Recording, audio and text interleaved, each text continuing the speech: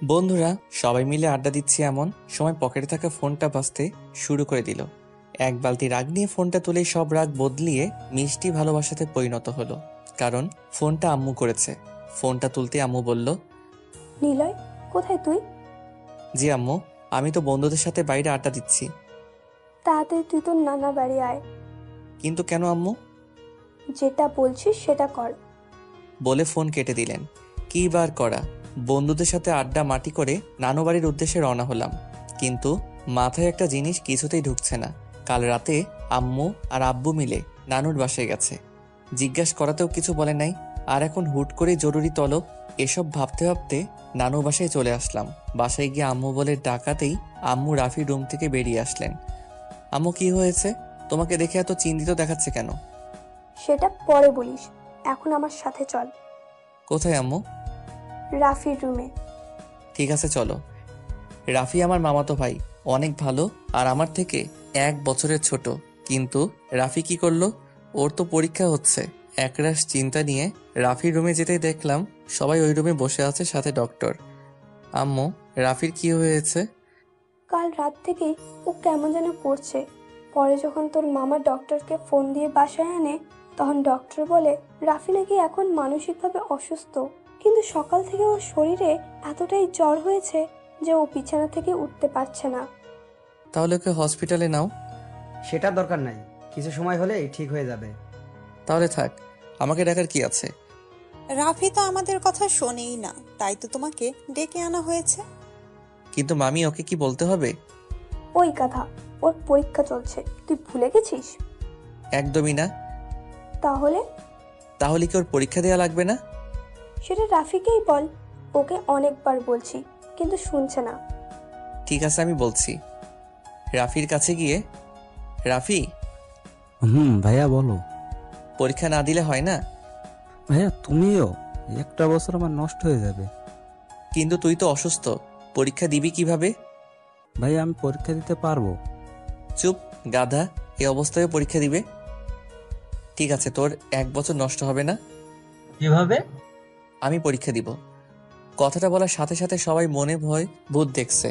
সবাই আমার দিকে এমনভাবে তাকিয়ে আছে, মনে হচ্ছে আমি মঙ্গল গ্রহ থেকে আসা এলিয়েন। ওই, কি বলছিস? ভেবে বলছিস তো? হ্যাঁ, তবে আব্বুর সাহায্য লাগবে। কি সাহায্য? পরে সমস্যা হলে সেই দিকে তুমি দেখবে। ঠিক আছে, কিন্তু কোনো কিন্তু না আব্বু, এখন তোমরা সবাই বাইরে যাও। আমার কথা শুনে সবাই বাইরে চলে গেল। আমিও আমার ড্রেস বদলিয়ে রাফির একটা ড্রেস পরে নিলাম। এখন আপনাদের আমার পরিচয় দেই। আমি আবির হাসান নিলয়, বাবা মায়ের একমাত্র সন্তান। আর কিছু বলা যাবে না, সময় নাই। ড্রেস বদলিয়ে রাফির থেকে জেনে নিলাম আজ কি এক্সাম আর কিছু গুরুত্বপূর্ণ টিপস যেটা আমাকে সাহায্য করতে পারে। রাফির টেবিল থেকে বই আর পরীক্ষার সকল কাগজপত্র নিয়ে বাইরে এলাম। নিলয়, কিছু খেয়ে যা। না আম্মু, এসে খাবো। আমি ড্রাইভারকে বলে রেখেছি তোমাকে নিয়ে যাওয়ার জন্য, সাবধানে যাবে। ঠিক আছে আব্বু।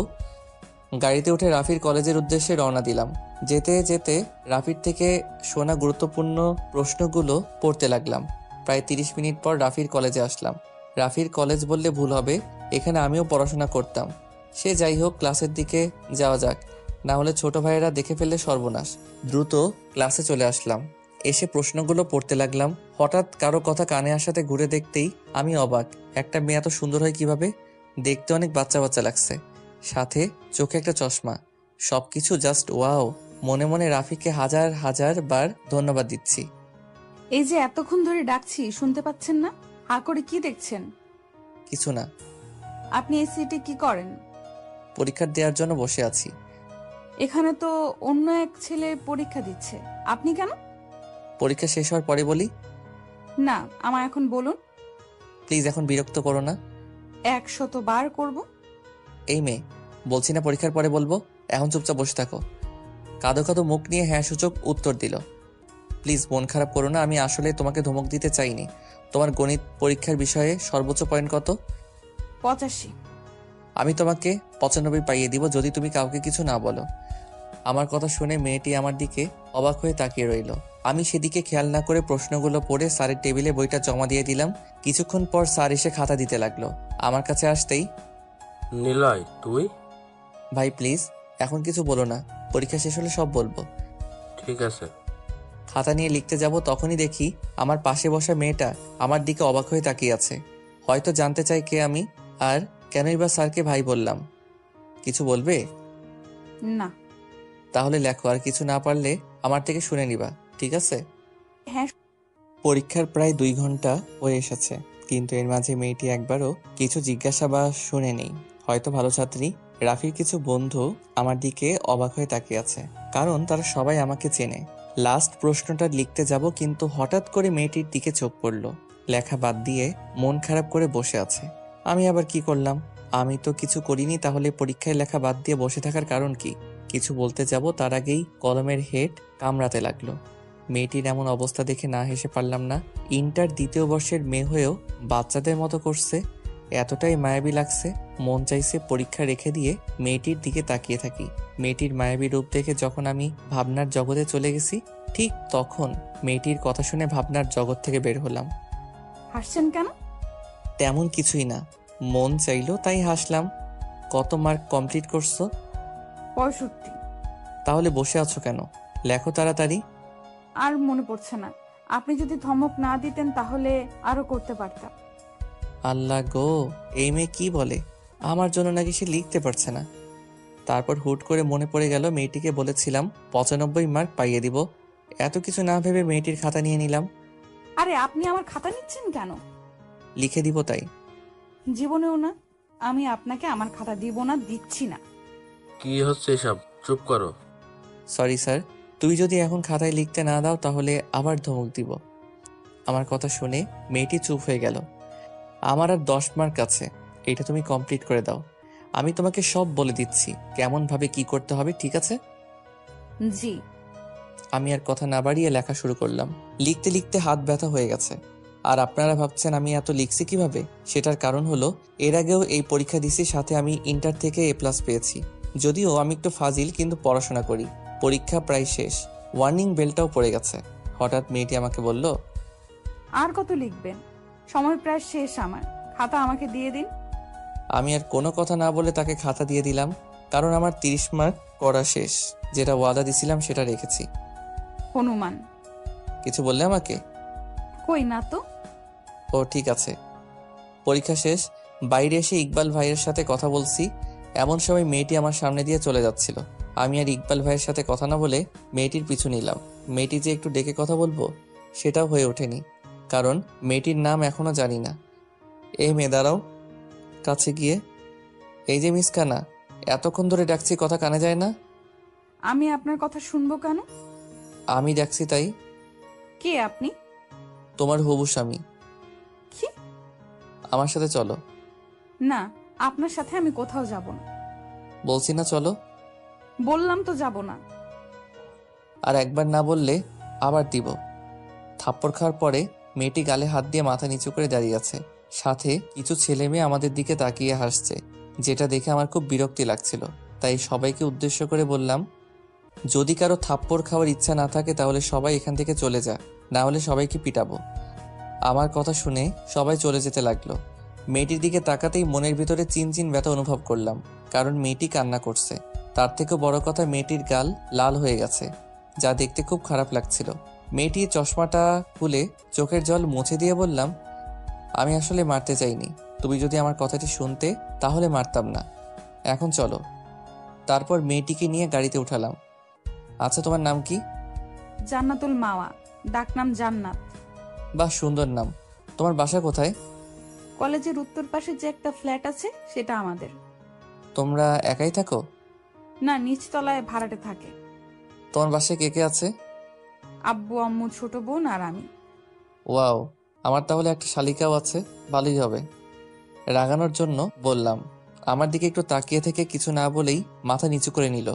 তাই আমিও আর কিছু বললাম না, আবার যদি মন খারাপ করে সেই ভয়ে। তারও বাসায় আসার পরে, ম্যাডাম নামুন, এসে গেছি। জান্নাত কিছু না বলে নেমে গেল। হয়তো ভাবছে যদি কিছু জিজ্ঞাসা করে আবার যদি মারি, সেই ভয় পেয়ে। ওকে দেখতে কিছুটা ভীতু দেখাচ্ছে, কিন্তু ওর এই মায়াবী রূপ, সাথে মুখে ভয়ের ছায়া, যা আমাকে বারবার ওর মায়ায় জড়িয়ে যেতে সাহায্য করছে।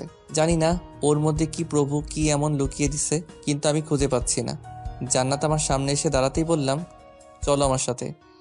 তারপর জান্নাতকে সাথে নিয়ে নানু বাড়ির ভিতরে ঢুকলাম। আমাকে দেখেই রোহান বলল, ভাইয়া এই আপুটাকে? তোর জানতে হবে না, চল আমার সাথে।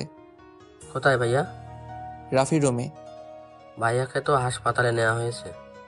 কেন? আবার অসুস্থ হয়েছিল, তাই ডাক্তার আঙ্কেল হাসপাতালে নিয়ে যেতে বলেছিল, কিন্তু কোন হাসপাতালে নেওয়া হয়েছে আমি জানি না। ঠিক আছে, তুই থাক, আমরা গেলাম বলে জান্নাতকে সাথে নিয়ে গাড়িতে উঠালাম। আম্মুকে ফোন দিয়ে কোনো হাসপাতালে নেওয়া হয়েছে সেটা জেনে আমি নিজেই গাড়ি ড্রাইভ করতে লাগলাম। প্রায় 30 মিনিট পর হসপিটালে পৌঁছে গেলাম। দেখলাম আম্মু, আমি আর মামা বাইরে বসে আছে। আমি তাদের কাছে যেতেই আম্মু জান্নাতকে দেখে বলল, নিলয়, এই মেয়েটাকে? আম্মু ও জান্নাত রাফির সাথে পরীক্ষা দিচ্ছে, আর জান্নাত ইনি হলো আমার আম্মু, সাথে তোমার হবু শাশুড়ি মা। কথাটা শোনার পর জান্নাত অগ্নি দৃষ্টি নিয়ে আমার দিকে তাকালো। সেদিকে আমি না দেখে মামিকে বললাম, রাফির কি অবস্থা? এখন একটু ভালো। ঠিক আছে, তোমরা বাইরে থাকো, আমি আর জান্নাত ভেতর থেকে আসছি। জান্নাতকে সাথে নিয়ে রাফির বেডের কাছে গিয়ে বললাম, একে চেনো ডিয়ার হবু বউ? খবরদার, আমাকে আর হবু বউ বলবেন না। বললে কিন্তু আমি আত্মহত্যা করব। মাথায় হাত দিয়ে, পাগলি নাকি তুমি? সেটা যাই বলেন। হয়েছে, এখন একে দেখো। রাফিকে দেখিয়ে, চিনি, ইনি রাফি যে আমার সাথে। এখন চলো, তোমার বাসা থেকে আবার চিন্তা করবে। জান্নাতকে আর কিছু বলার সুযোগ না দিয়ে বাইরে চলে আসলাম। বাইরে এসে আম্মু, মামি আর মামার সাথে কথা বলে জান্নাতকে নিয়ে গাড়িতে উঠলাম। কিন্তু জান্নাত কেমন ভাবে যেন তাকিয়ে আছে, হয়তো কিছু বলতে চাইছে। কিছু বলবে? যদি বকা আর না মারেন তাহলে বলতে পারি। ঠিক আছে বলো, কিছু বলবো না। ওনার কি হয়েছে? একটু মানসিকভাবে অসুস্থ, সেই জন্য ওর পরিবর্তে আমি পরীক্ষা দিচ্ছি, যেন রাফির একটা বছর নষ্ট না হয়। ও, জান্নাতের সাথে কথা বলতে বলতে জান্নাতের বাসার সামনে আসতেই আমাকে থামাতে বলল। আমি একপাশে থামাতেই জান্নাত নেমে বাসায় চলে যেতে লাগলো। কেউ কাউকে সাহায্য করলে ধন্যবাদ বলতে হয় আমি বলি না। বলেই দৌড়ে বাসার ভিতরে চলে গেল। আমিও আর সেখানে না থেকে বাসার উদ্দেশ্যে রওনা দিলাম। বাসে এসে মামাকে ফোন দিয়ে বললাম রাফির সবগুলো পরীক্ষাই আমি দিব। রাফির অবস্থার কথা চিন্তা করে মামাও আর না করলো না। পরীক্ষার রুমে ঢুকতেই দেখতে পেলাম জান্নাত সিটে বসে আছে আর কি যেন আনমনে ভেবে চলেছে। প্রতিটা মানুষের কিছু ভালো লাগার বিষয় থাকে, তার মধ্যে একটা হলো ভালোবাসার মানুষটার দুষ্টু মিষ্টি পাগলামি। এই জন্যই হয়তো রবি ঠাকুর ভেবে বলেছেন আমরা সেটাই মুগ্ধভাবে উপভোগ করি, যেটা আমাদের উপভোগ করার বিষয়। সে যাই হোক, আমি তো আর রবি ঠাকুর না যে তার কথার ব্যাখ্যা দিব। অনেকক্ষণ জান্নাতকে দেখার পরে সিটে গিয়ে বসলাম। আমার বসা দেখে প্রথমে কিছুটা ভয় পেয়েও তেমন কোনো রিয়াক্ট করলো না। কেমন আছো হবু বউ? জান্নাত কিছু না বলে অগ্নিময় দৃষ্টি নিয়ে আমার দিকে তাকালো। ওর চোখের ভাষাটা কিছুটা হলেও আমি বুঝতে পারছিলাম। ওর চোখ দুটো দেখে বোঝা যাচ্ছে আমায় এখন চিবিয়ে খাবে। কি হলো, কথা বলছো না কেন? কি বলবো শুনি। আর আমায় বউ ডাকার আপনি কে? আমাদের কি বিয়ে হয়েছে? কেন বউ, রাগ করছো কেন? এখন না হয় কিছুদিন পরে ঠিকই বিয়ে হবে। অসম্ভব, আমার জান থাকতে আপনাকে আমি বিয়ে করব না। সেটা না হয় সময় বলে দিবে। জান্নাতের সাথে কথা বলতে বলতে স্যার এসে পরীক্ষার প্রশ্ন আর খাতা দিল। পরীক্ষা শেষ করে আমি জান্নাতের জন্য অপেক্ষা করছি। কিছুক্ষণ পরে জান্নাত রুম থেকে বের হলো। জান্নাত, এদিকে চলো। না, যাব না। আর আজ মারলে আমি বাসায় গিয়ে আম্মুকে সব বলে দিব। জান্নাতের কথা শুনে আমি হাসবো নাকি কান্না করবো ভেবে পাচ্ছি না। এত বড় মেয়ে হয়েও 3-4 বছরের মেয়েদের মতো কথাবার্তা। প্লিজ, তোমার সাথে একটা জরুরি কথা আছে। না, আমি যাব না। আপনার জন্য কাল আমি আম্মুর থেকে বকা শুনছি। আশেপাশে তাকিয়ে দেখলাম ছাত্রছাত্রীর সংখ্যা তেমন কোনো নেই। এই সুযোগটাতে মায়াবতী গালে ছোট্ট একটা ভালোবাসার পরও এঁকে দিলাম। চুমুটা দেওয়ার পরে জান্নাত আমার কলার ধরে কলেজের একপাশে নিয়ে গেল। তুই আমাকে চুমু দিলি কেন? ওরে মা, এই মেয়েগুলো কি বলে?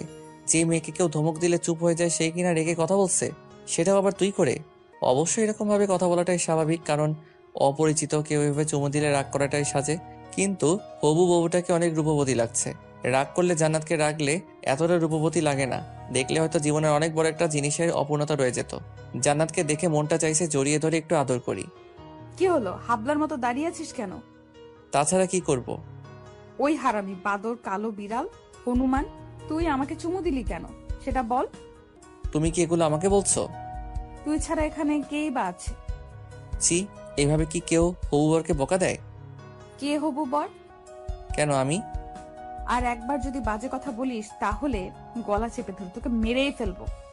তোমার লজ্জা করে না এভাবে কাউকে মারতে?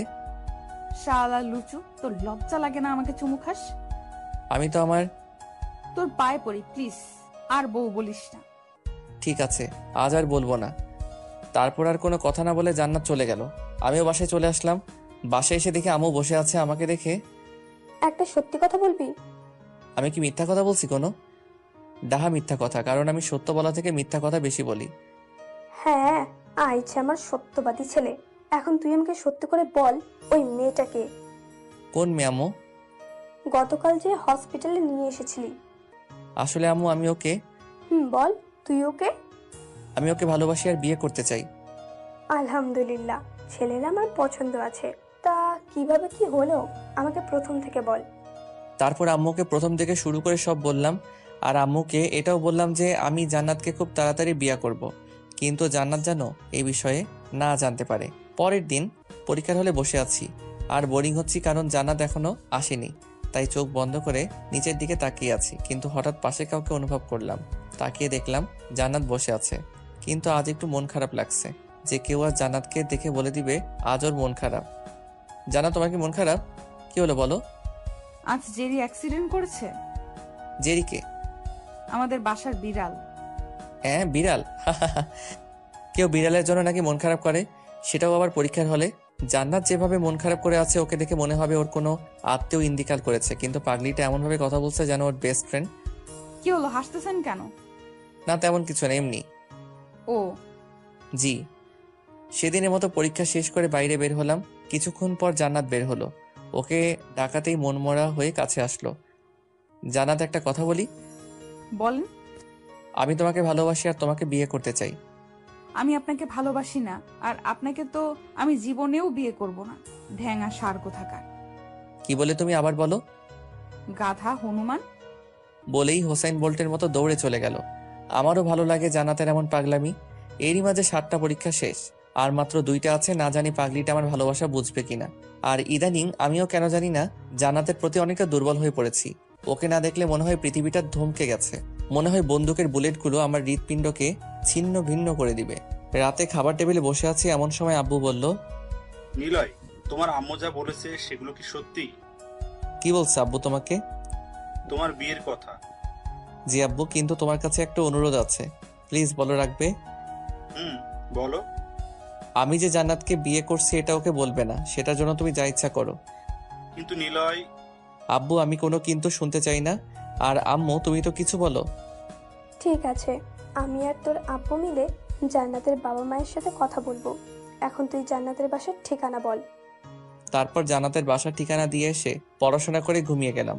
পরের দিন পরীক্ষার জন্য যেতে একটু দেরি হয়ে যায়। হলে গিয়ে দেখলাম জান্নাত সিটে বসে আছে। কি করো? আপনার চোখ নেই? আরে রাগ করছো কেন? জান্নাত, একটা কথা জিজ্ঞেস করি। কি? আমি তোমাকে সত্যি ভালোবাসি, আর আমি তোমাকে বিয়ে করতে চাই। আপনার কি কোনো কথা কানে যায় না? আমি আপনাকে কতবার বলবো আমি আপনাকে ভালোবাসি না, আর আমার প্রাণ থাকতে আমি কোনোদিন আপনাকে বিয়ে করব না। কেন করবে না? তো সাহস কি করে হয় আমাকে স্পর্শ করার? ছোট লোক জানোয়ার। আমি বুঝতেই পারিনি জান্নাত এরকম কোনো কাজ করবে। আশেপাশে তাকিয়ে দেখলাম সবাই আমার দিকে অবাক হয়ে তাকিয়ে আছে। রাফির কিছু বন্ধু যারা আমাকে চেনে, তারা আমার দিকে আসতে চাইলেও হাত দিয়ে বারণ করি যেন তারা না আসে। জান্নাতের চোখের দিকে তাকাতেই বুকের ভিতরে ব্যথা অনুভব করলাম। মনে হচ্ছে কেউ আমার হৃৎপিণ্ডতে আঘাত করেছে, কারণ জান্নাতের চোখ থেকে যখন তখন বৃষ্টি নামতে পারে। জান্নাতের এমন অবস্থা দেখে ওকে রাগান্বিত করার জন্য প্রস্তুত হলাম। যদিও থাপ্পড়টার ব্যথা এখনো করছে, তারপরও ভালোবাসার মানুষকে খুশি করতে লাগলাম। আমি জানি তুমি এখন কান্না করবে, জানি তো তুমি ছিচকাদনে। কে বলেছে তোকে? তোমার চোখ। চোখ কি কথা বলতে পারে? মজা নিস আমার সাথে? আর একবার যদি আমায় রাগাতে আসিস তাহলে তোর খবর আছে। যেভাবে থাপ্পড় মারছো এরপরেও কিছু করবে? সরি। কেন গো বউ? তোকে আমি কিছু করার আগে স্যার এসে হাজির, যার জন্য বেঁচে গেলাম। না হলে হয়তো আবার একটা থাপ্পড় খেতে হতো। বউটাকে শান্তশিষ্ট লাগলেও ঠিক সেরকম না। যেভাবে থাপ্পড় দিচ্ছে আমার বাপের জন্ম মনে হয় এত জোরে থাপ্পড় খাইনি। সেদিনের মতো পরীক্ষা শেষ করে বাসায় চলে আসলাম। ফ্রেশ হয়ে আম্মাকে ডাকলাম। কি রে, মন খারাপ নাকি? না আম্মু। তাহলে কি কিছু বলবি? কিছু বলার ছিল। তাহলে বল। আম্মু, তুমি তো জানো আমি জান্নাতকে কতটুকু ভালোবাসি। হ্যাঁ, জানি তো। আমার পাগল ছেলেটা আমার ছেলের বউকে অনেক অনেক ভালোবাসে। কিন্তু আম্মু, জান্নাত আমাকে বুঝতেই চায় না। কেন বুঝতে চায় না সেটার কারণ জিজ্ঞাসা করেছিস কখনো জান্নাতকে? কি জিজ্ঞাসা করব, শুধু থাপ্পড় দেয়। আম্মু তুমি হাসছো কেন? তো নয়তো কি করব? তোর মতো ফাজিল ছেলেকে থাপ্পড় মারে কি কম কথা? আম্মু ঠিক আছে, এখন বল আমাকে কি করতে হবে। কিছু টিপস দাও। তারপর আম্মুর থেকে কিছু টিপস নিয়ে ঘুমিয়ে গেলাম। পরের দিন অর্থাৎ শেষ পরীক্ষা দিতে কলেজে চলে আসলাম। পরীক্ষার হলে ঢুকতে দেখতে পেলাম জান্নাত আজ অনেক হাসি খুশি। মনে মনে সৃষ্টিকর্তাকে হাজারবার ধন্যবাদ দিলাম, কেননা আম্মুর থেকে কিছু টিপস কাজে লাগাতে হবে।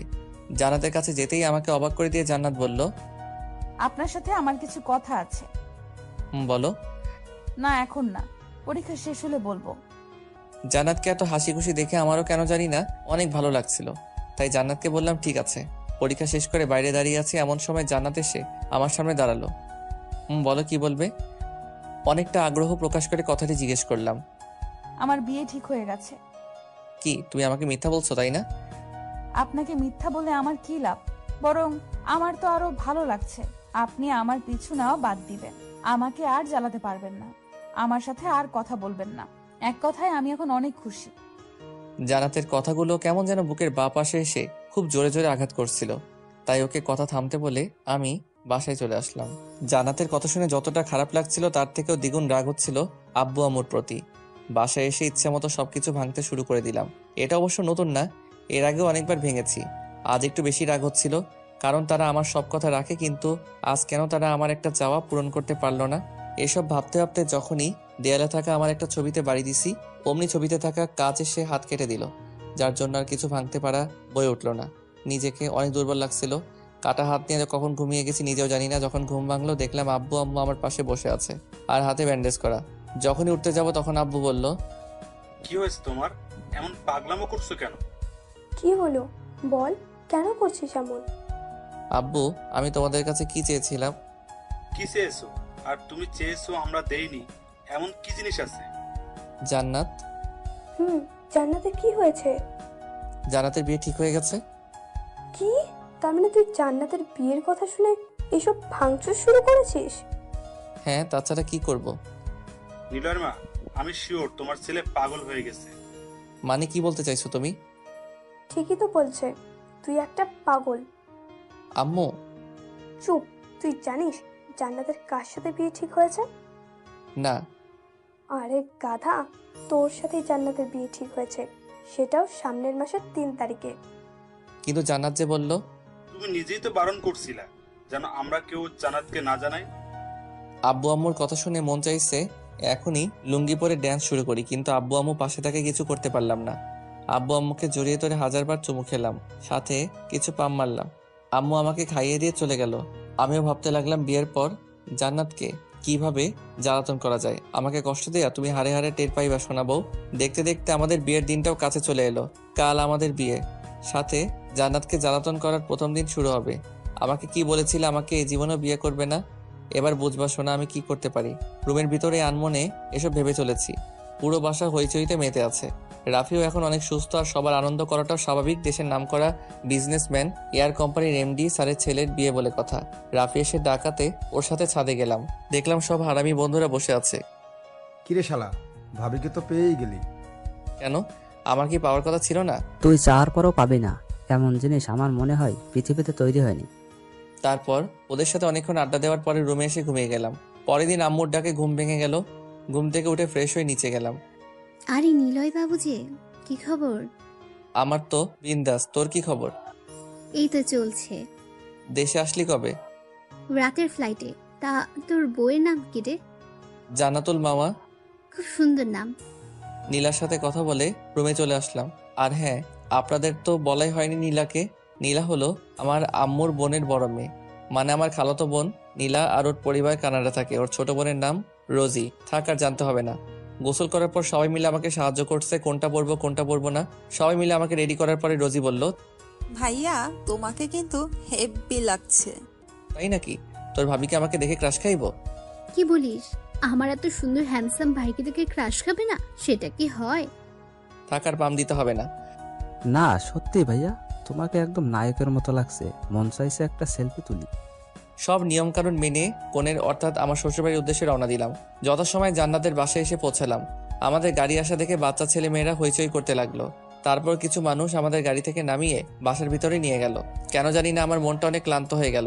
সবাই হয়তো বিয়ের দিনে অনেক হ্যাপি থাকে, আমিও ছিলাম, কিন্তু কেন জানি এখন ভালো লাগছে না। জয় দোস্ত, আমার কেমন জানি লাগছে। মানে কেমন লাগছে? ভালো লাগছে না। শালা বুঝতে পারছি, এখন ভাবির সাথে কথা বলবি তাই তো? আরে তেমন কিছু না। থাক, আর বলা লাগবে না, আমি দেখছি কি করা যায়। তারপর জয় আর মেহেদি চলে গেল। 5 মিনিট পরে আমাকে ওরা দুজন মিলে একটা রুমের ভিতরে দিয়ে গেল আর বলল, আমরা বাইরে অপেক্ষা করছি, কথা বলে আয়। আমি আর কিছু না বলেই রুমের ভিতরে গেলাম। দেখলাম জান্নাত বসে আছে। এখন আর কেন জানি না খারাপ লাগছে না। হয়তো জান্নাতকে দেখার জন্য এই মনটা ব্যাকুল হয়েছিল। কত সুন্দর চুপচাপ বসে আছে, হয়তো আমাকে এখনো দেখেনি। দেখলে এতক্ষণ মনে হয় থাপ্পড় খেতে হতো। সো মিসেস নিলয় কেমন আছেন? কথাটি বলার সাথে সাথে জান্নাত আমার দিকে তাকালো। ওর তাকানোর মাঝে অনেকটা ক্ষোভ বিদ্যমান ছিল। হয়তো ভাবছে আমি এখানে কেন। আপনি এখানে? তাহলে কে থাকবে? মানে তোমার আর আমার বিয়েই তো হচ্ছে। কি আজে বাজে কথা বলছেন? বেরিয়ে যান রুম থেকে। কেন বিশ্বাস হচ্ছে না? বিশ্বাস না হলে তুমি তোমার আম্মুকে এখন জিজ্ঞাসা করো। কিছুক্ষণ চুপ থাকার পর জান্নাত কান্না করতে লাগলো। এক পর্যায়ে রুম থেকে কান্না করতে করতে বেরিয়ে আসতে চাইলো, কিন্তু সেটাতে আর সফল হয়ে ওঠা হলো না। কোথায় যাচ্ছ? আমি এই বিয়ে করব না। তোর মতো চিটার লম্পটকে আমি জীবনেও বিয়ে করব না। তাহলে এখন কি করবে শুনি? আব্বুকে গিয়ে বলবো আমি এই বিয়ে করতে পারবো না। সব চাইলে কি হয়? তোমার আব্বুর সম্মানের কথা একবারও ভাববে না? আমি জানি তুমি এমনটাই করতে, তাই তো এরকম গেম খেলতে হলো। কারণ তোমার যে জেদ, যার কাছে সবাই কুপকাত। কিন্তু শোনাবো, এখন যে তোমার আর কোনো জেদকে সফল করতে পারবে না। নিজের মনে মনে কথাগুলো ভাবছি। এমন সময় জান্নাত আবার কান্নাকাটি শুরু করে দিল, যা আমার কাছে খুবই খারাপ লাগছিল। তাই বন্ধুদের সাথে করে সেখান থেকে চলে আসলাম। কিছুক্ষণ পর কিছু ছেলে ও মেয়েরা জান্নাতকে নিয়ে আসলো, কিন্তু এখন জান্নাতকে বাজে দেখাচ্ছে। চোখের কাজল লেপটে গেছে আর চোখ দুটো লালা হয়ে রয়েছে। মনে হচ্ছে আমাকে দেখার পর থেকে শুধু কান্নাই করেছে। কিন্তু পাগলিটাকে কি করে যে বোঝাবো খুব ভালোবাসি তোমাকে। জান্নাতকে এভাবে দেখে নিজের মধ্যে খারাপ লাগা বিরাজ করতে লাগলো। কোনো ভুল করছি না তো? নিজেই নিজেকে প্রশ্ন করছি, কিন্তু কোনো উত্তর পাচ্ছি না। যত সময় আমাদের বিয়েটা হয়ে গেল। শুনেছি বাসরাত সবার জন্য স্বপ্নের আর রোমান্টিক হয়, কিন্তু আমার জন্য মোটেও তা হচ্ছে না। প্রায় 30 মিনিট ধরে বাসর ঘরে দাঁড়িয়ে আছি, আর ওদিকে বউ আমার বিছানার উপরে বসে কান্না করছে। কান্না করছে তো করছে, যথা আমার নামগন্ধ কিচ্ছু নাই। কত শখ ছিল সিনেমার হিরোদের মতো করে বাসার ঘরে ঢুকবো, বউ আমাকে দেখে সালাম করবে, তারপর আমরা গল্প করব, কিন্তু তার হলো না। কেন যে কান্না করছে কিছু বুঝতেই পারছি না। আরো কিছুক্ষণ দাঁড়িয়ে থাকার পরে জান্নাতের কাছে গেলাম। কান্না করছো কেন? কি হলো বলো? খবরদার আমার পাশে বসবি না। অনেকটা রাগ দেখিয়ে কথাটি বলল। জান্নাতের এখন চেহারা দেখে ভয় পাবার মতো। জান্নাত আমার দিকে যেভাবে তাকিয়ে আছে তা দেখে আমার 1 নাম্বার পেয়ে যাওয়ার অবস্থা। তারপরে বললাম, তুমি এভাবে রাগ করছো কেন? তোকে কি বললাম? একটাও কথা বলবি না। আরে আমি কি করেছি বলবে তো? কি করেছিস মানে? তুই আমাকে জোর করে বিয়ে করলি কেন? জোর করেছি মানে? তুই যদি এইভাবে প্ল্যান না করে আমাকে বিয়ে করতি, তাহলে আমি কিছু বলতাম না। কিন্তু তুই আমার সাথে গেম খেলে বিয়ে করেছিস। এটাকে আমি জোর বলবো না তো কি করব? একদমে কথাগুলো বলল। মেয়েটা কথাও বলতে পারে। আমি যে এখন তার স্বামী সেটা হয়তো ও মনে করছে না। তুই তোকারি করে কথা বলছে। তুই জানো না স্বামীকে তুই করে কথা বলতে নাই, বললে স্বামীর অমঙ্গল হয়। কে স্বামী? কেন আমি? আমি তোকে স্বামী হিসেবে মানি না। কিন্তু আমাদের যে বিয়ে হলো সেটা? আমি বিয়েও মানি না। দরকার হলে আমি তোকে ডিভোর্স দিব, তবুও তোকে স্বামী মানা ইম্পসিবল।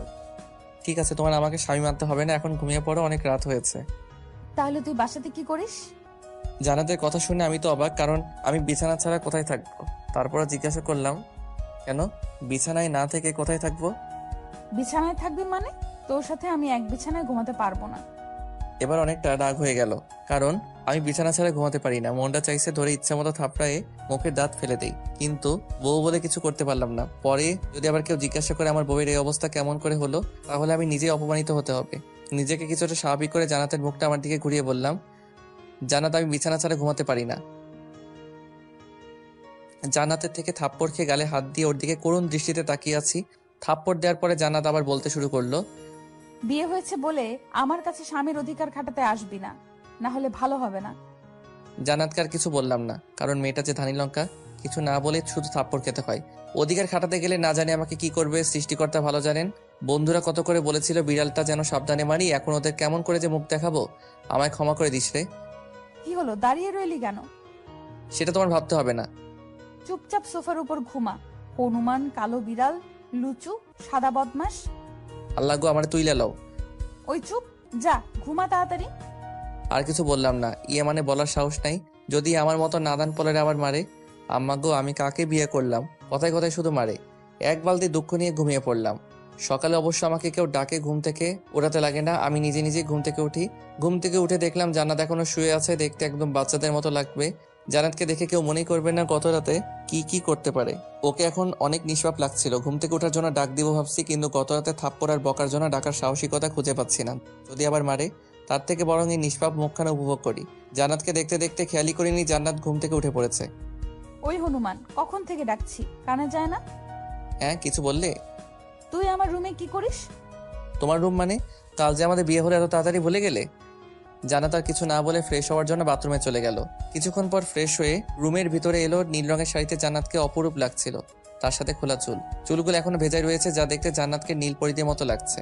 আয়নার সামনে দাঁড়িয়ে শাড়ি আর চুল ঠিক করতে যখন জান্নাত ব্যস্ত, তখন আমার মনে অন্য চিন্তাভাবনা ঘুরপাক শুরু করে দিছে। মন চাইছে পেছন থেকে জড়িয়ে ধরি। যখনই জান্নাতের কাছে যাওয়ার জন্য পা বাড়ালাম, ঠিক তখনই গত রাতে থাপ্পড়ের কথা মনে পড়ে গালে হাত দিয়ে ফ্রেশ হওয়ার জন্য চলে গেলাম। ফ্রেশ হয়ে রুমে আসতেই অবাক, কারণ বিছানার উপরে আমার ড্রেস রাখা হয়েছে, তার পাশে জান্নাত বসে আছে। মনে মনে ভাবছি হয়তো জান্নাত আমাকে ভালোবাসে, ড্রেসগুলো আলমারি থেকে বের করে রেখেছে যেন এগুলো আমি পরি। ধন্যবাদ সোনা বউ ড্রেসগুলো বের করে রাখার জন্য। বয়ে গেছে আপনার ড্রেস বের করা? তাহলে? আপনার মা এসে আমাকে বলল এগুলো বিছানার উপর রেখে দিতে, তাই রাখছি। এখন চলুন, নিচে আমাদের জন্য অপেক্ষা করছে। জান্নাতের কথা শুনে এখন কেন জানি না অনেক খারাপ লাগে। কি করেছি আমি? শুধু ভালোই তো বেসেছি, আর সেই ভালোবাসাটা নিজে করে পাওয়ার জন্য এক ধরনের জোর করে বিয়ে করেছি। কিন্তু আমি তো ওকে অনেক বেশি ভালোবাসি, কেন বুঝতে চাই না। নিজের মনকে শান্ত করে উত্তর দিলাম, তুমি যাও, আমি আসছি। দুজনকে একসাথে যেতে বলেছে। ঠিক আছে, তুমি একটু অপেক্ষা করো, আমি রেডি হয়ে নিচ্ছি। তারপর ড্রেসটা পরে নিচে চলে এলাম। সবার সাথে কিছুক্ষণ কথোপকথন করে নাস্তা করে রুমে চলে এলাম। কিছুক্ষণ পরে জান্নাত এসে বলল, বিকেলে আমাদের নিতে আসবে। তো আপনি কি যাবেন? হ্যাঁ যাব। হনুমান কোথাকার, কোনো কিছুতেই না বলে না। কি বললে? কিছু না। বহুটাও হয়েছে, কখনো তুই আবার কখনো আপনি, না জানি মাথার কোন তার কাটা। শান্তশিষ্ট থাকা তো অনেক কিউট লাগলেও একদমই কিউট না, পেতনি একটা। সর্বদা শুধু বকার মার খেতে হয়। বিকেলে জান্নাতের বাসা থেকে কিছু মানুষ এসে আমাকে আর জান্নাতকে সাথে করে নিয়ে গেল। জান্নাতের বাসার সবাই মিশুক হলেও আমি তাদের মতো না, কেমন যেন সবার সাথে কথা বলতে আমার লজ্জা লাগে। এরই মাঝে জিতু, জান্নাতের ছোট বোন, বয়স আনুমানিক 7 বা 8 হবে, আমার কাছে এসে বলল, দুলাভাই, আপনার কি মন খারাপ? কই না তো। আপনি কারোর সাথে কথা বলছেন না, তাই জিজ্ঞাসা করলাম। না জিতু, আমি আসলে তোমাদের সবার মতো মিশুক না, তাই এখানে বসে আছি। ও, এখন চলেন, রাতের খাবার খাওয়ার জন্য আপনাকে ডাকছেন, সবাই অপেক্ষা করছে। ঠিক আছে চলো। তারপর জিতুর সাথে নিচে গিয়ে রাতের খাবার খেয়ে রুমে চলে আসলাম। আর এখানে শুরু হলো আরেক সমস্যা, কারণ জান্নাতের রুমে কোনো সোফা নেই। কি আর করা, ফ্লোরে ঘুমাতে হবে, কারণ থাপ্পড় খাবার থেকে ফ্লোরে ঘুমানো শতগুণ ভালো। ফ্লোরে বিছানা পারছি, এমন সময় জান্নাত এলো। কি হলো, কি করছেন? বিছানা পারছি। কেন? ঘুমাবো তাই। তোমার রুমে তো আর সোফা নেই যে সোফাতে ঘুমাবো, আর থাপ্পড় খাওয়ার ইচ্ছা নেই, তাই এখানে বিছানা করছি। Good boy. তারপর আর কোনো কথা না বলে ঘুমিয়ে গেলাম। সকালে ঘুম থেকে উঠতেই কণ্ঠটা কেমন যেন গম্ভীর লাগছে, মনটা খারাপ করে বসে আছি। এমন সময় জান্নাত রুমে এলো। কি হলো, বসে আছেন কেন? যান, ফ্রেশ হয়ে নিচে আসুন, সবাই অপেক্ষা করছে। জান্নাতকে কোনো কথা না বলে বাথরুমে ফ্রেশ হতে চলে গেলাম। অন্যদিকে জান্নাতের কথা, কি ব্যাপার, নিলয় আমাকে কিছু বললো না কেন? আমি কি ওর সাথে খারাপ ব্যবহার করছি? কিন্তু এখন তো কিছুই করিনি, তাহলে কিছু বললো না কেন? পরক্ষণেই জান্নাতের মনে পড়ল গত 2 দিন যাবৎ আমার সাথে কেমন ব্যবহার করছে। কিন্তু নিলয় তো আমাকে কিছুই বলে না, বরং সে নিজেই আমাকে রাগানোর জন্য কথা বলে, যেন আমি খুশি হয়ে থাকি। কিন্তু আমি ওর সাথে যা করছি সেটা কি ঠিক করছি? না না, এটা কখনো ঠিক হতে পারে না। আমি কিছুদিন পরেই নিলয়ের থেকে মাফ চেয়ে কাছে টেনে নেব, কিন্তু এত সহজে আমাকে হার মানা চলবে না। রুমের মধ্যে জান্নাত আনমনে একা একা কথা বলছে। জান্নাতকে দাঁড়িয়ে থাকতে দেখে জিজ্ঞাসা করলাম, তুমি দাঁড়িয়ে আছো কেন? আপনার কণ্ঠটা এমন লাগছে কেন? না তেমন কিছু না। আপনি বলবেন না নাকি থাপ্পড় দিব? এত মারতে চাও কেন? শুধু শুধু মারে, এবার মারলে আমি কিন্তু কান্না করব। যেটা বলছি সেটা বলেন, এত কথা বলেন কেন? কিছুক্ষণ চুপ থাকার পরে বললাম, আসলে গত রাতে ফ্লোরে ঘুমানোর জন্য মনে হচ্ছে একটু ঠান্ডা লাগছে, তবে সেরে যাবে। সেরে যাবে মানে? আর আমাকে বলতে পারেননি ফ্লোরে ঘুমালে আপনার সমস্যা হবে? বাসর ঘরেই বলেছিলাম, হয়তো শোনোনি। ঠিক আছে, আপনি বসে থাকেন, আমি খাবার নিয়ে আসছি। বাপ্পা, এত কেয়ার স্বামী হিসেবে মেনে নিলে নাকি এখনই? জি না, আপনি এখন আমাদের বাসায়, তাই আপনার কিছু হলে আপনার আব্বু আম্মু আমাকে ছেড়ে কথা বলবে না, তাই কথাটা বললাম। জান্নাত আর কিছু না বলে রুম থেকে চলে গেল। আমি ড্রেস পরে বিছানায় বসে আছি, তখন আম্মু কল করলো। হ্যাঁ আম্মু বলো, কেমন আছো? আমি ভালো আছি, কিন্তু তোর গলা কেমন যেন শোনাচ্ছে। এই হলো মা জাতি, ছেলের কিছু হলেই জেনে যাবে। সৃষ্টিকর্তা মনে হয় সকল মাকে সন্তানদের মনের কথা আর অবস্থা বোঝবার ক্ষমতা দিয়ে দিয়েছেন। এমন মা জাতিকে জানাই হাজার হাজার সালাম। কি হলো, কথা বলছিস না কেন? হ্যাঁ আম্মু বলো। তোর কণ্ঠ এমন শোনাচ্ছে কেন? আসলে আম্মু নতুন বাসা তো, তাই হয়তো ঠান্ডা লাগছে। তুমি চিন্তা করো না, ঠিক হয়ে যাবে। ঠিক আছে, ওষুধ খেয়ে নিস। আম্মু। এখন রাখছি, পরে কথা হবে। ঠিক আছে আম্মু। আম্মুর সাথে কথা বলে ফোনটা বিছানাতে রাখতে না রাখতেই জান্নাত প্রশ্ন করলো, কে ফোন করেছিল? আরে তুমি কখন এলে? আমি যেটা প্রশ্ন করেছি সেটা আগে বলেন। গার্লফ্রেন্ড ফোন করেছিল। লামু বলছিলেন কাকে? হনুমান? জানার পরেও জিজ্ঞেস করো কেন?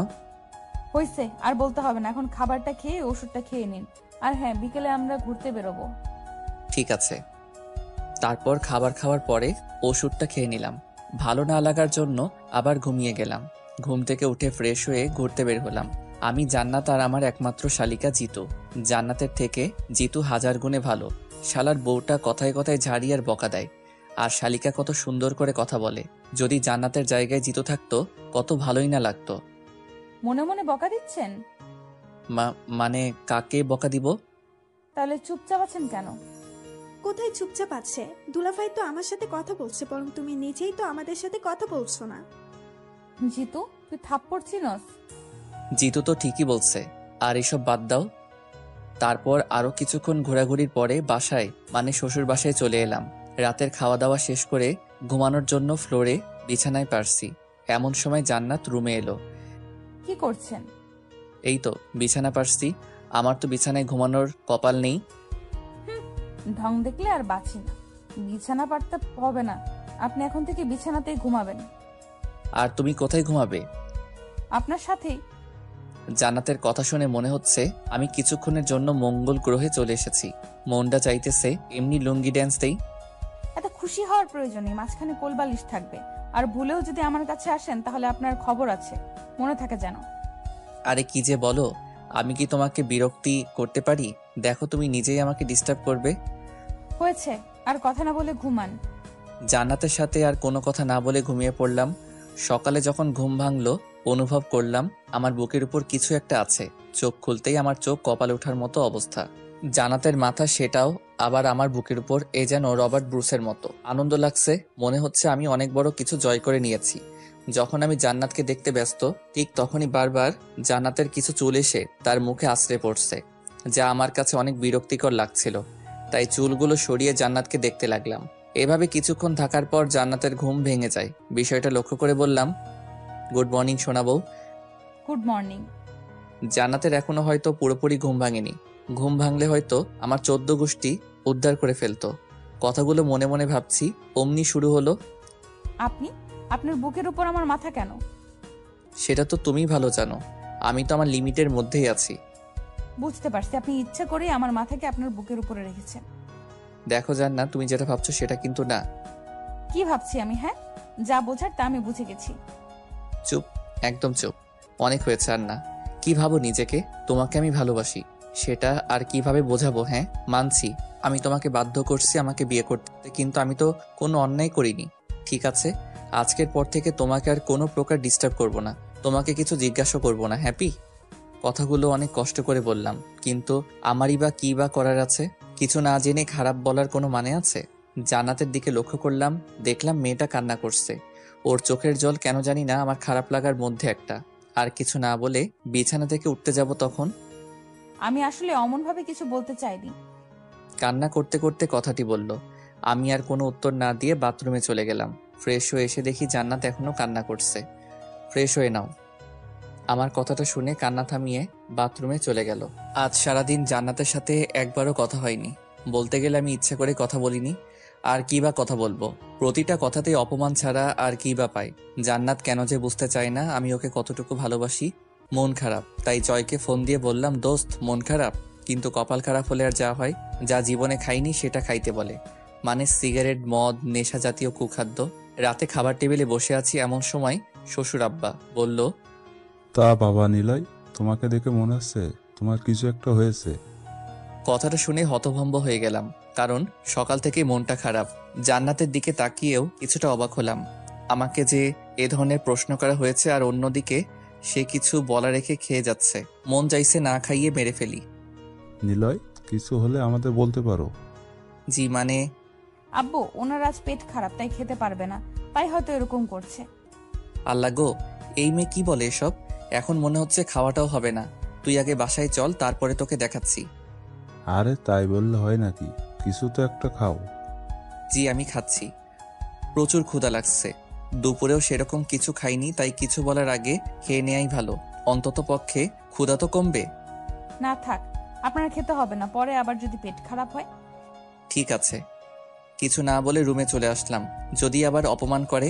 আর আজকে রাতটা পার করতে পারলে হয়, এই বাসায় আর থাকবো না। কেন যে আসতে চেয়েছিলাম, সব কয়েকটা মাথা মোটার দল নতুন জামাইকে না খাইয়ে রাখে। রুমের ভিতরে জান্নাত আর ওর পরিবারকে একা একা বকা দিতে লাগলাম। খবরদার, আমার পরিবারকে আর একটাও বাজে কথা বলতে পারবেন না। বললে কি করবে শুনি? অনেক কিছু করব। জান্নাতের দিকে এগিয়ে যাচ্ছি, আর জান্নাত আস্তে আস্তে পিছু হাঁটছে। একসময় জান্নাত দেয়ালের সাথে আটকা পড়ে যায়, তখন জান্নাতের দুহাত দেয়ালের সাথে লাগিয়ে বললাম, বলো কি করবে? প্লিজ হাত ছাড়ুন, ব্যথা লাগছে। যদি না ছাড়ি? আমারই ভুল হয়েছে। কি ভুল হয়েছে? স্বামীর অধিকার না কাটিয়ে। তবে এখন আমি আমার ন্যায্য পাওনা বুঝে নিতে চাই। আপনার পায়ে ধরি, প্লিজ আমাকে ছেড়ে দিন, হাতে ব্যথা পাচ্ছি। জান্নাতের চোখের দিকে তাকিয়ে দেখলাম ওর চোখে বৃষ্টি জমে আছে, যা যখন তখন নামতে পারে। আর জান্নাতের অমন চেহারা আমার দেখতে ভালো লাগে না, তাই ছেড়ে দিলাম। জান্নাত আমাকে কোনো কিছু না বলেই বাইরে চলে গেল।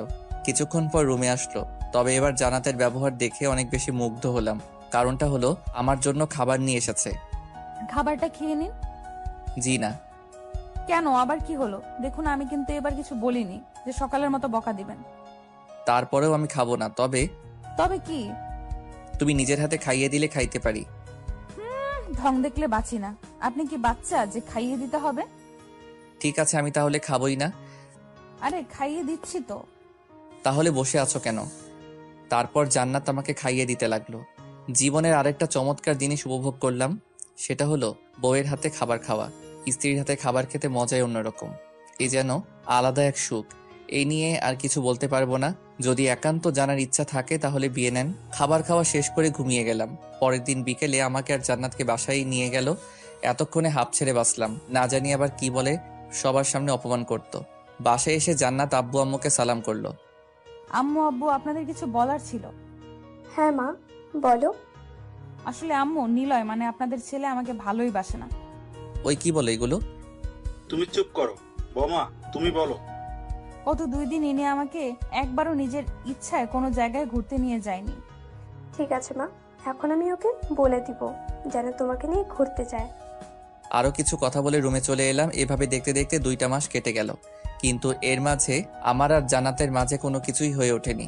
সব কিছুতেই শুধু ঝগড়া আর বকা। আজ জান্নাতের রেজাল্ট দিবে, মনে মনে দোয়া করছি যেন জান্নাত ফেল করে। আপনাকে আম্মু ডাকতেছে। ঠিক আছে চলো। তারপর আমি আর জান্নাত আম্মুর কাছে গেলাম। আম্মু, আব্বু কোথায়? তুই জানিস না তোর আব্বু এই সময় কোথায় থাকে? ও, আব্বু তো এই সময় অফিসে থাকেন, কিন্তু তোমাকে দেখে কিছুটা বিচলিত লাগছে। জান্নাতের রেজাল্ট দিচ্ছে। ও, এই ব্যাপার, নিশ্চয়ই ফেল করছে। তুমি চিন্তা করো না আম্মু, ওকে দিয়ে কোনো কিছু হবে না। গাধা, জান্নাত 4.95 পেয়েছে। আল্লাহ, আমি এসব কি শুনতেছি? আম্মু গো, তুমি আমারে কি বললা? এই মেয়ে তো এখন আমারে পাগল করে ফেলবে। এমনিতেই মাথার 2 তার কাটা, এখন না জানি আমার কি খাবে। আল্লাহ আমাকে বাঁচাও। কি হলো, কথা বলতেছেন না কেন?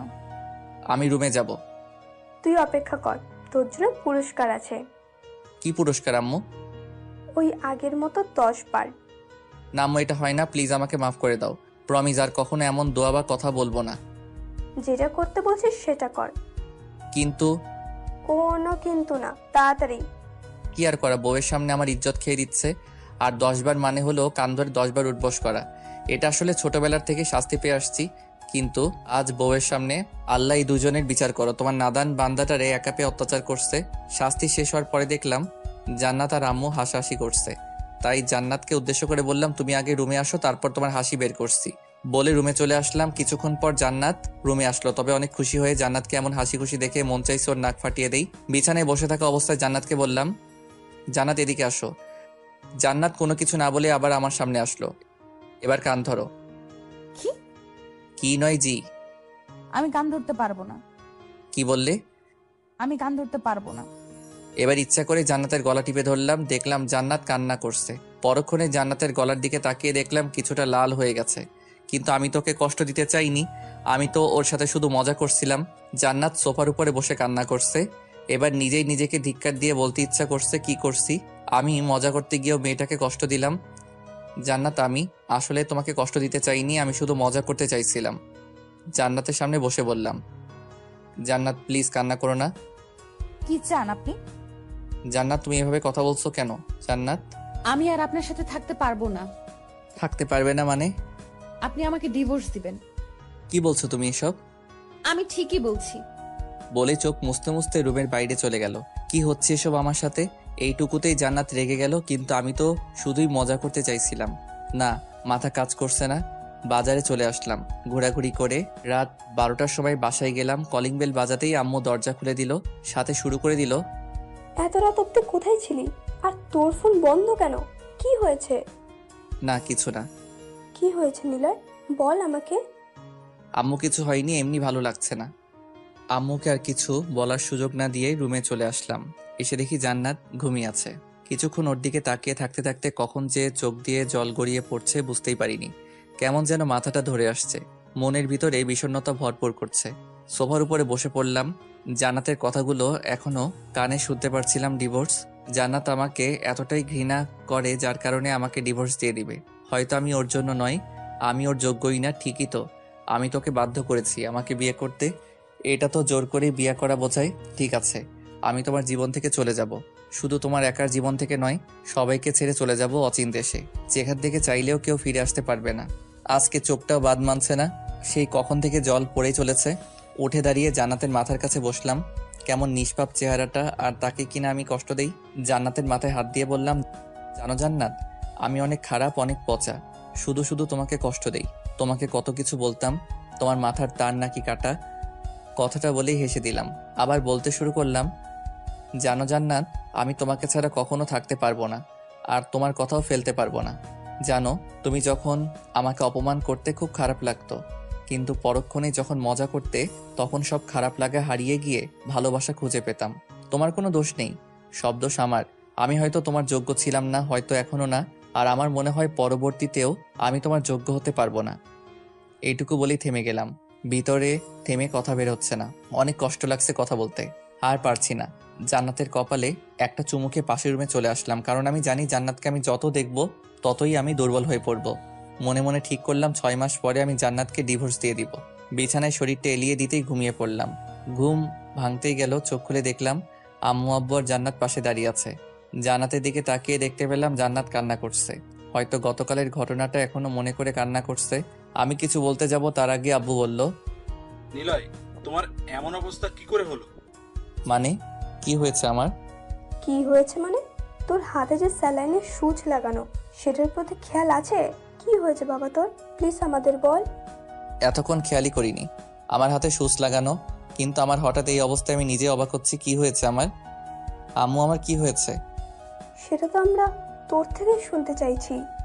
মানে কি বলতে চাইছো তুমি? তোর কিসের এত চিন্তা, যার জন্য তোর এই অবস্থা? মানে আজ সকালে যখন জান্নাত আমাদের ডেকে এই রুমে নিয়ে আসলো, তখন তোকে ডাকার পরেও তুই কোনো রেসপন্স দিচ্ছিলি না।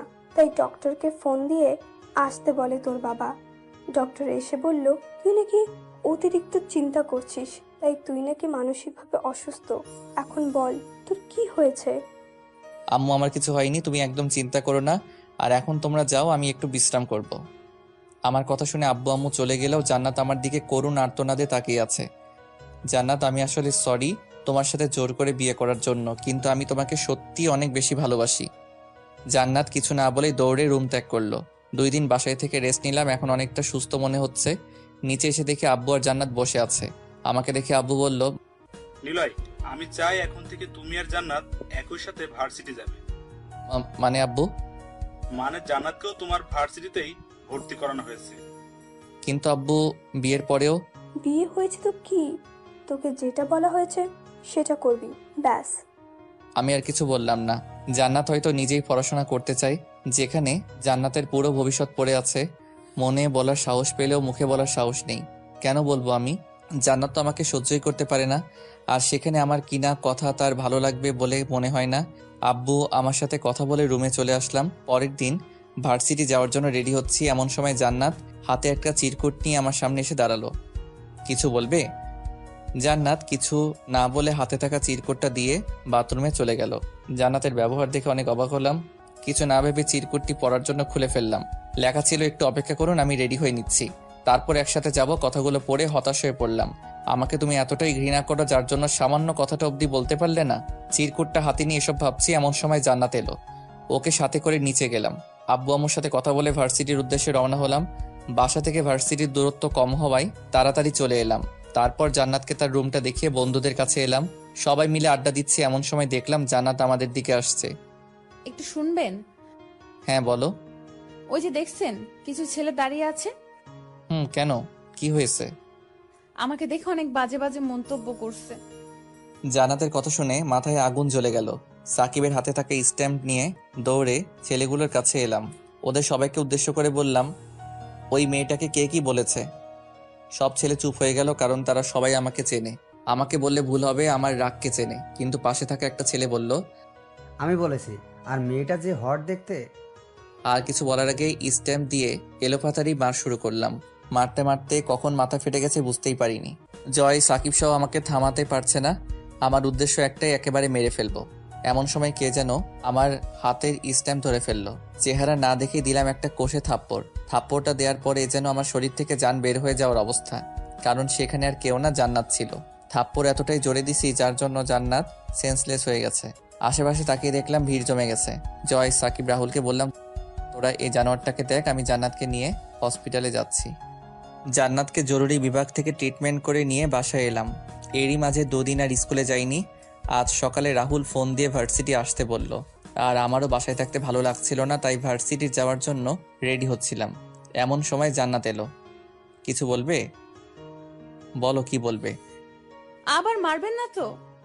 আরে তোমাকে মারতে যাব কেন বলো? আমিও ভার্সিটি যাব।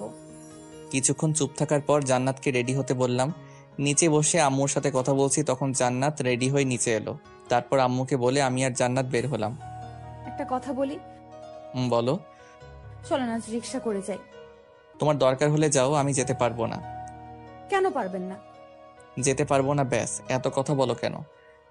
জান্নাত আর কিছু বললো না। তারপর গাড়ি নিয়ে ভার্সিটি এলাম। ভার্সিটি আসতেই বন্ধুরা এলো। নিলয়, তোকে প্রিন্সিপাল স্যার ডাকছে। কেন? সেটা বলিনি। ঠিক আছে, তোরা থাক, আমি আসছি। আরে না, সাথে ভাবিকেও নিয়ে যেতে বলেছে। ঠিক আছে, তাহলে তোরাও চল। তারপর প্রিন্সিপাল স্যারের রুমে ঢুকতে ঢুকতে পেলাম ওই ছেলেটাকে দেখেই মাথায় আগুন জ্বলে উঠলো। মন চাইছে কুপিয়ে হত্যা করি। নিলয়, এদিকে আসো। জি স্যার, বলুন, কি বলবেন? তারপর স্যার সেদিনের ঘটনা বলল। সবকিছু শুনে আমি জান্নাতের দিকে তাকালাম। ওকে দেখে মনে হচ্ছে ওই ছেলেটাকে এখনই মেরে ফেলবে। জান্নাতের কানের কাছে গিয়ে বললাম, ছেলেটার কি করব? ভার্সিটি থেকে কি বের করে দিব? হ্যাঁ, যেন কোনো মেয়ে আর এরকম জানোয়ারদের মুখে বাজে মন্তব্য না শুনতে হয়। আমাদের দুজনের কথা বলা দেখে সাকিব চুপ করতে বলল, তাই আর কোনো কথা বললাম না। নিলয়, এখন তুমি কি চাও? স্যার, ছেলেটা আমার স্ত্রীকে বাজে মন্তব্য করেছে, এর জন্য সে উপযুক্ত শাস্তিও পেয়েছে। কিন্তু সেদিন আমি ছিলাম বলে আর কিছু করতে পারিনি। কিন্তু যদি অন্য কোনো দিন অন্য কোনো মেয়েকে বাজে মন্তব্য করে, তাহলে তাদের কি হবে? তাই আমি আর জান্নাত চাই এরকম ছেলেদের আমাদের ভার্সিটি থেকে বের করে দেন। ঠিক আছে, তাই হবে। এখন তোমরা যাও। প্রিন্সিপাল স্যারের রুম থেকে বেরোতেই রিয়ার সাথে দেখা। আরে নিলয়, কেমন আছিস? ভালো, তুই কেমন আছিস? ভালো, চল সবাই মিলে মাঠে গিয়ে আড্ডা দেই। ঠিক আছে, তোরা যা, আমি জান্নাতকে রুমে দিয়ে আসছি। আর শোন, ওই জামরুল গাছটার কাছে গিয়ে বস, তাহলে সুবিধা হবে। সুবিধা মানে? এসে বলছি। তারপর ওদের সাথে কথা না বাড়িয়ে জান্নাতকে ওর রুমে দিয়ে আড্ডা দেওয়ার জন্য চলে গেলাম। এসে দেখলাম সবাই বসে আছে, সাথে কিছু পেতনিও। কি রে শালা, কোথায় থেকে উদয় হইলি? চুপ শালি, তোর লজ্জা করে না এসব বলতে? এ আইসে সাধু, যখন তুই আমাদের বলিস তখন সেগুলো কি হয় শুনি? এই তোরা চুপ করবি? আর নিলয়, তুই আগে বল, এখানে বসে আমাদের কি সুবিধা? আরে তোদের না, শুধু আমার। মানে? মানে হলো ওই যে দেখছি রুমটা, ওইটা হচ্ছে জান্নাতের। আর এখানে বসেছি এই জন্যই যেন জান্নাতের রুমটা দেখতে পারি। তাই বল। তারপর সবাই মিলে অনেক আনন্দ করে রুমে চলে এলাম। তারপর সবগুলো ক্লাস করার পর বাইরে জান্নাতের জন্য অপেক্ষা করতে লাগলাম। কিছুক্ষণ পর জান্নাত এলো, কিন্তু জান্নাতকে দেখে মনে হচ্ছে অনেক রেগে আছে। মনে মনে ভাবলাম হয়তো স্যার বকা দিয়েছে। ভালোই হয়েছে, ভার্সিটি আসার শখ মিটে গেছে। কাল থেকে তো আর ভার্সিটি আসবে না, ভালোই হয়েছে। এসব ভাবছি আর মুচকি হাসছি। গাড়ির সামনে এসে জান্নাতকে বললাম, গাড়িতে ওঠো। কি হলো, ওঠো। রিক্সা ছাড়া যাব না। জান্নাতের কথাগুলো শুনে মনটাই চাইতেছে ধরে একটা আছাড় মারি। নিজেকে স্বাভাবিক করে বললাম, রিক্সায় না গেলে হয় না? থাক তুই তোর গাড়ি নিয়ে, আমি চললাম। বলেই সামনের দিকে হাঁটা ধরলো। কি আর করা, ড্রাইভারকে ফোন দিয়ে বললাম ভার্সিটি থেকে যেন গাড়িটা নিয়ে যায়। কথা বলতে বলতে দেখলাম জান্নাত একটা রিক্সায় উঠে পড়েছে। দৌড়ে রিক্সার কাছে গেলাম। যখনই উঠতে যাব তখনই জান্নাত ধাক্কা দিয়ে সরিয়ে দিল। যা বাবা, এখন আবার কি করলাম? আরে এখন আবার এমন করছো কেন? তুই তোর গাড়ি নিয়ে বাসায় যা, এখানে কি করতে আসছস? যা ভাগ এখান থেকে। এই, তুমি আমাকে তুই করে বলছো কেন? আমার মুখ আমি বলতে পারি। জান্নাতের কথা শেষ হতে আমি রিক্সায় উঠে বসলাম। তারপর রিক্সাওয়ালা মামাকে বললাম চালাতে। এখন বলো, তুমি রাগ করছো কেন? কি হলো বলো। খবরদার আমাকে স্পর্শ করবি না। ঠিক আছে, আমি তাহলে নেমে যাচ্ছি। একদম না, চুপচাপ বসে থাক। তাহলে বলো কি হয়েছে?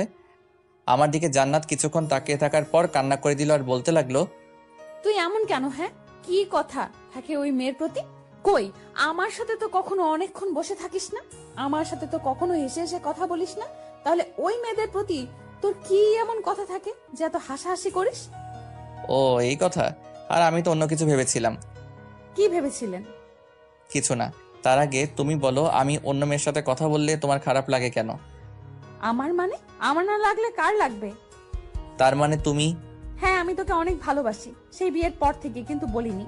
যখন আপনি আমাকে মজা করার সময় গলা টিপে ধরেন তখন আমার অনেক কষ্ট হচ্ছিল, তাই ওইসব বাজে কথা বলেছিলাম। কিন্তু আপনি যখন বাসায় আসছিলেন না তখন অনেক কান্না করেছিলাম।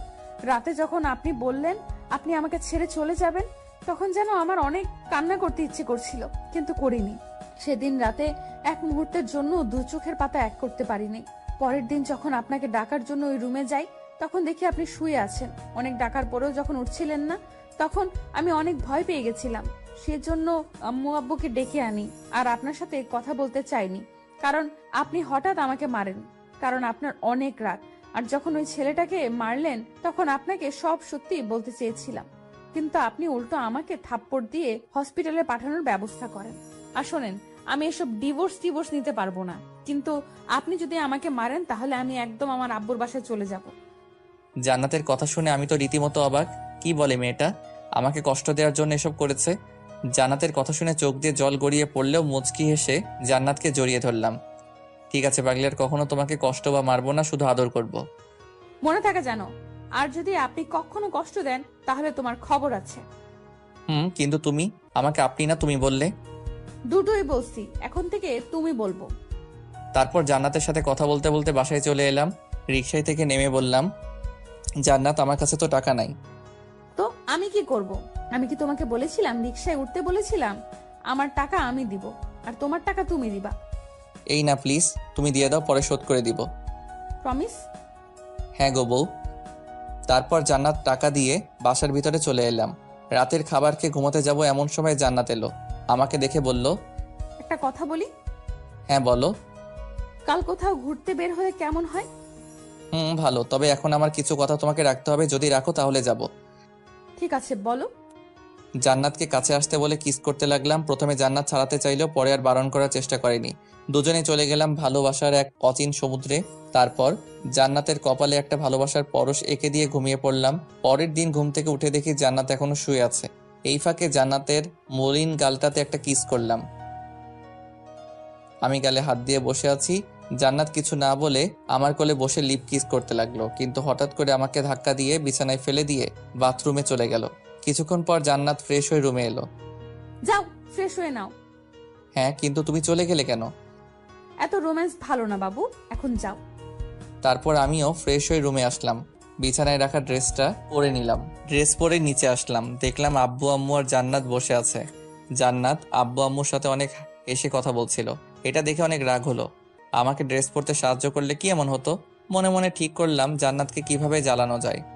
কি হলো, দাঁড়িয়ে আছো কেন? না এমনি। জান্নাত একটু রুমে আসো। তারপর আমি রুমে চলে গেলাম। কিছুক্ষণ পর জান্নাত রুমে আসলো। কি হলো, ডাকলে কেন? জান্নাতের কথায় কোনো উত্তর না দিয়ে কোমরে হাত দিয়ে কাছে টেনে আনলাম।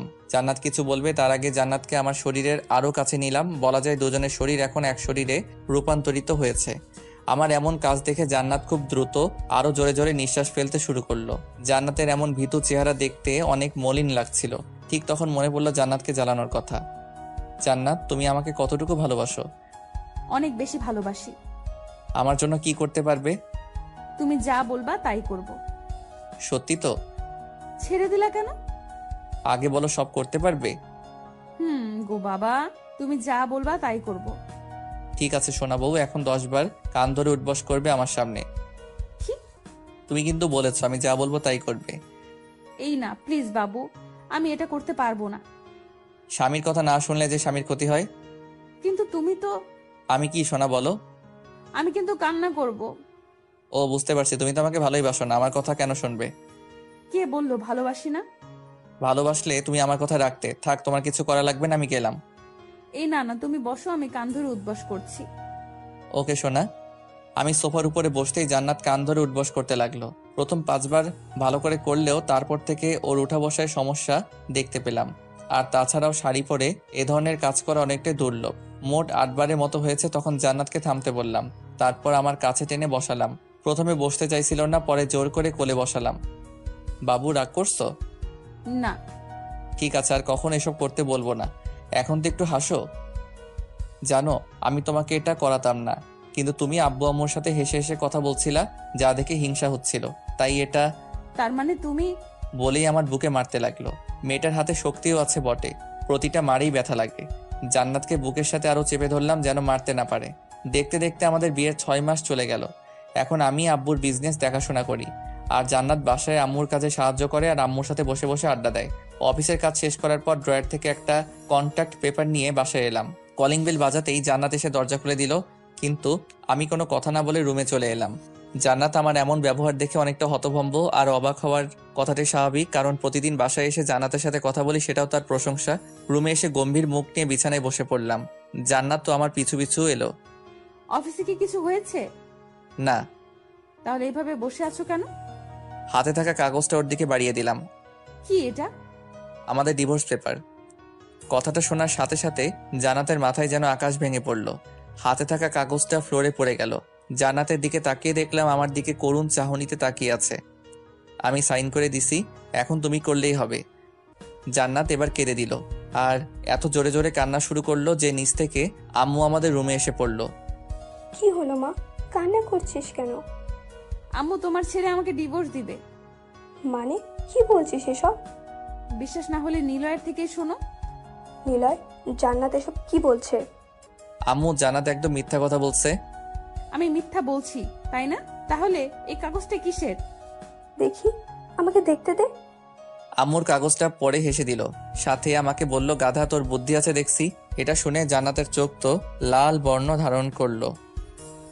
তার মানে আম্মু তুমিও তোমার ছেলের পক্ষ নিয়ে কথা বলছো? না রে মা, নিলয় তো। আম্মু তুমি এখন যাও। আম্মু চলে গেল। এখন তুমি কাগজটা পড়ো। কাগজটা পড়ে হেসে দিল, কারণ কাগজটায় লেখা ছিল, যদি আমাদের মধ্যে কখনো ঝগড়া হয় তাহলে সেটা রাতের মধ্যেই ক্লিয়ার হয়ে যাবে, আর যদি কখনো বিচ্ছেদের কথা ওঠে তাহলে আমাদের মধ্যে যতদিন না অবধি 50টা সন্তান না হয় ততদিন আমাদের বিচ্ছেদ হবে না। তারপর জান্নাত কন্ট্রাক্ট পেপারে সাইন করে দিয়ে আমার বুকে মুখ লুকিয়ে কান্না করতে লাগলো। আরে পাগলি, কান্না করছো কেন? আমি অনেক ভয় পেয়ে গেছিলাম। তুমি এখন প্রমিস করো এমন ভয় আর কখনো দেখাবা না। ঠিক আছে, এই কান ধরে বলছি, এমন কাজ আর দ্বিতীয়বার আর কখনো করব না। হনুমান বর আমার। পাগলি। তারপর রাতের খাবার শেষ করে রুমে চলে এলাম। কিছুক্ষণ পর মহারানীর আগমন হলো, মানে জান্নাত এলো। আচ্ছা শোনো না। কি বলো? চলো আজ ছাদে গিয়ে রাতের আকাশটাকে উপভোগ করি, অনেক ভালো লাগবে। ঠিক আছে চলো। জি না, তুমি আমাকে কোলে করে নিয়ে যাবা। কি?